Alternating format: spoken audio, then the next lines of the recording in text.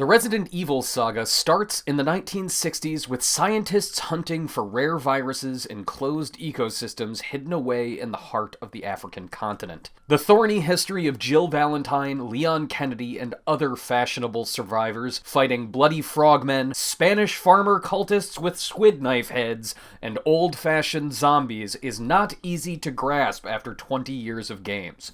This is the history of the world according to Resident Evil. Jill, run for that house! 1966 to 1969. Edward Ashford, Oswell Spencer, and James Marcus discovered the Progenitor virus in West Africa. The virus can recombine genetic material from different organisms, but it proves difficult to manipulate. By the end of 1969, they founded the Umbrella Pharmaceutical Company to legitimize their research in the virus, finished a mansion/research facility in the Arklay Mountains outside Raccoon City, and transformed that city into a center for their business. They've also seized control of the region in Africa where the virus was discovered, and Ashford's son has established a base in Antarctica where he begins his virus-related project called Code Veronica. 1971 to 1978. In 1971, the Code Veronica project is completed, resulting in the birth of Alfred and Alexia Ashford, twins with cloned DNA and manipulated genes that make them innately gifted at viral research. Then, in 1977, sunglasses enthusiast Albert Wesker and eventual monster man William Birkin join Umbrella to oversee the training of its private forces. That same year, James Marcus creates a new progenitor strain called the T-virus, whose purpose is to create bioweapons. 1981 to 1988. After becoming one of Umbrella's chief researchers in 1981, Alexia Ashford accidentally kills her father after infecting him with the T-Veronica virus, which is her own customized strain, melding the Code Veronica process with Marcus's own bioweapon virus. In order to perfect it, she infects herself and goes into cryogenic stasis to survive its detrimental effects. In 1988, Wesker murders Marcus on orders from Oswell Spencer, Birkin takes over as lead T-virus developer, and Umbrella completes the Tyrant, a hulking, nigh unkillable biological weapon that sort of looks like Dr. Manhattan from Watchmen with his guts hanging out. Meanwhile, an Umbrella facility in Europe begins work on Nemesis, a Tyrant variant infected with a powerful parasite. 1991 to 1996. By the end of 91, Umbrella has expanded its Raccoon City facilities, building a new lab that runs underground throughout the entire city. William Birkin and his wife have started work on the new and improved G-virus, which causes spontaneous and unpredictable mutations in bioweapons. And Wesker has begun working undercover as an intelligence operative. Meanwhile, the drug dealer Javier Hidalgo becomes the new clone template for future Tyrant weapons. In 96, the Raccoon City Police Department forms a new specialized rescue task force called STARS that is secretly backed by Umbrella. Wesker is placed in charge of the unit. Summer 1998. Umbrella's clandestine operations begin to sour as T-virus-infected bioweapons get loose in the Arklay facility.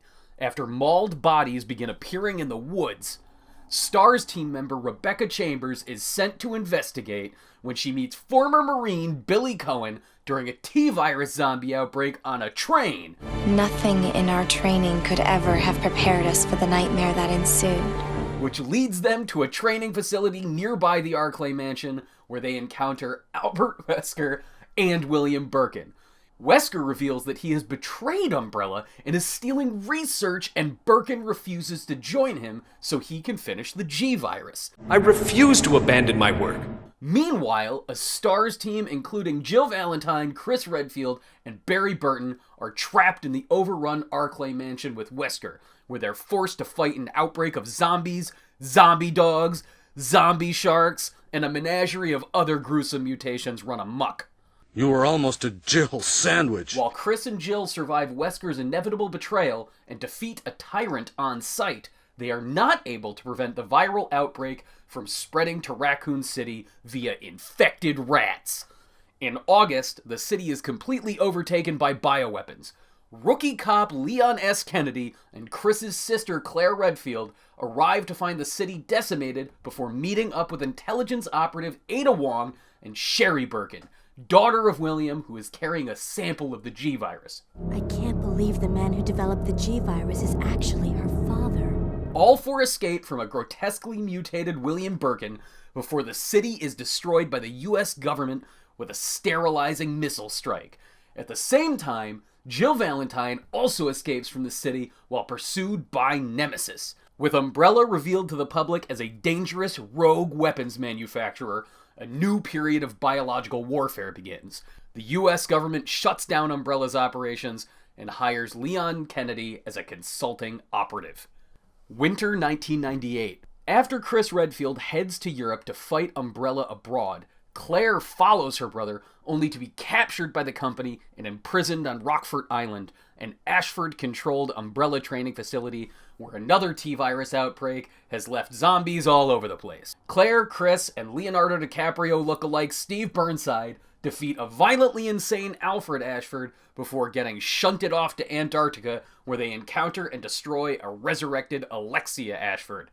Steve does not make it, and he whines about it a lot. Can't breathe. Claire, help me. Claire.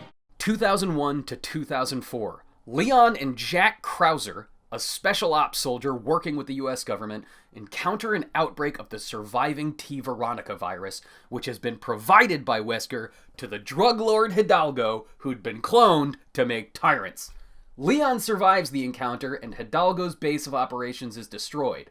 Unfortunately, an injured Krauser joins Wesker, who in turn has aligned himself with Excella Gioni and Tricell, a pharmaceutical company and bioweapon manufacturer that is filling the gap left in a global market without Umbrella. Jill Valentine and Chris Redfield join a new international bioterrorism task force called the BSAA.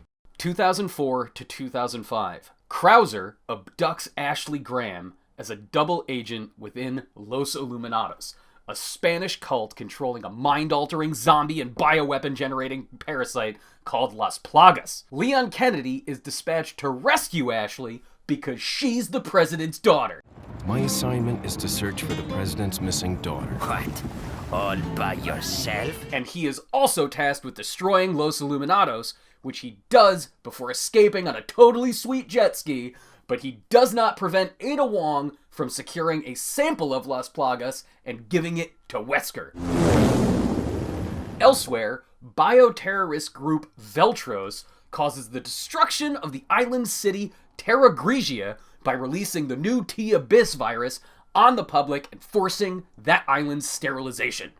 Chris Redfield is dispatched to stop Veltros, but disappears, and Jill Valentine is sent to find him. They eventually meet on a monster-infested cruise ship called the Queen Zenobia, where they defeat the leader of Veltros and uncover a plot within the Federal Bioterrorism Commission to increase the influence of that organization by helping cause the Terra Grigia outbreak. You pretty much got it. I'm glad I'm not paying you for nothing. The BSAA is further established as an international cooperative task force. 2006 to 2009. Chris and Jill track down Oswell Spencer, the last surviving Umbrella founder, only to witness his murder at the hands of Wesker, who then kidnaps Jill. In 2009, Tricell begins the Ouroboros project. The Ouroboros virus is the culmination of all of Wesker's manipulation and research, combining aspects of all previous bioweapon viruses and Las Plagas to create a mutable, seemingly unkillable soldier. After a new strain of Las Plagas is released in the Kijuju Autonomous Region, located in West Africa near Umbrella's original operation, Chris and BSAA agent Shiva Alamar are sent to stop the outbreak. They stop it, rescue Jill Valentine, defeat Excella's Tricell company, and finally kill Albert Wesker by punching a boulder directly into his face and throwing him into a volcano. It's over. Yes. Finally.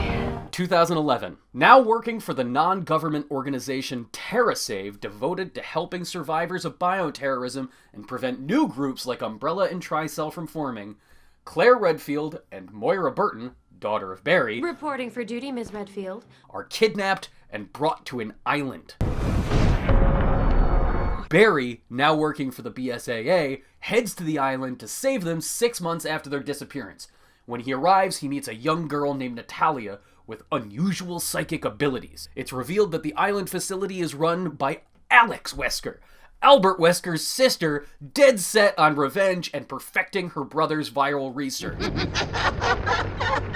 Moira, Barry, and Claire escape, but Alex's consciousness lives on in Barry's newly adopted daughter, Natalia.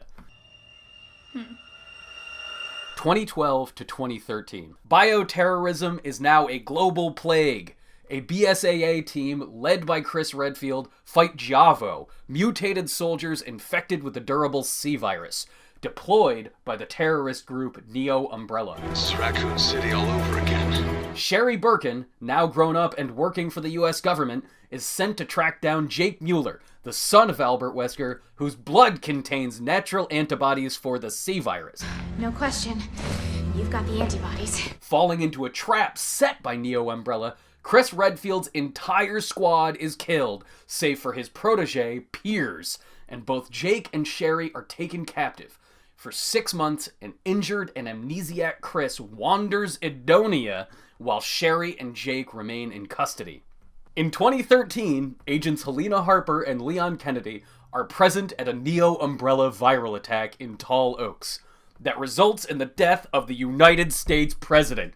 Under the advisement of Ada Wong, Helena and Leon head to China to prove they didn't assassinate the president and to uncover who's behind Neo Umbrella.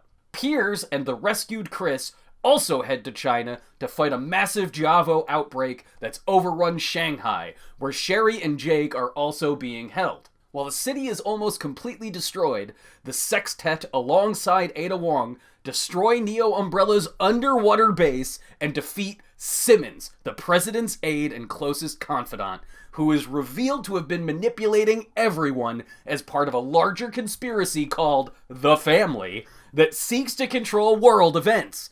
Before they defeat him, he turns into a giant Tyrannosaurus Rex monster with an eyeball in the middle of its mouth. 2015 to 2017. Ethan Winters receives a phone call from his wife Mia, who's been missing for 3 years. That leads him to an old house in a Louisiana swamp where he meets the Baker family and a mysterious new bioweapon. There is also a creature called the Molded, a slimy fungal humanoid creature full of teeth and claws. As he moves through the house and explores further, Ethan eventually discovered a wrecked boat in the swamp that's the source of the infection. It had been used to transport a new type of bioweapon in the form of a little girl called Evelyn, who's able to create and control the molded creatures. It's revealed that Mia was actually a part of this, working for an unnamed company to transport the girl when she escaped and infected the Bakers. Most of the suspicion points to a corporation called Tensu being behind Evelyn and E-type bioweapon.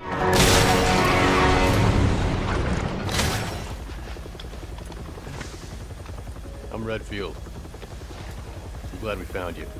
And that is the complete history of Resident Evil so far. If you enjoy this feature and were able to actually follow it with your brain, follow Games Radar at youtube.com/GamesRadar.